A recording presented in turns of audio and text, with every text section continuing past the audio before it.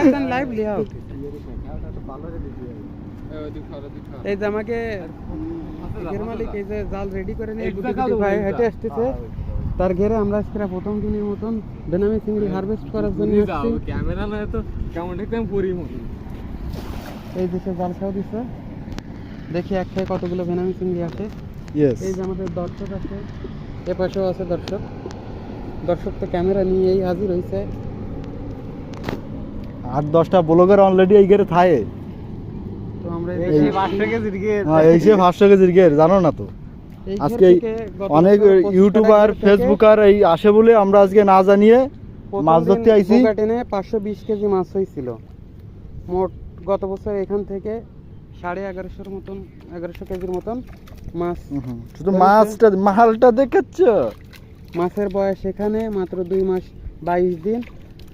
না ভাই এই যে আমাকে সেই ধারাভাষ্যকার এই জায়গা এই যে জাল তুলতেছে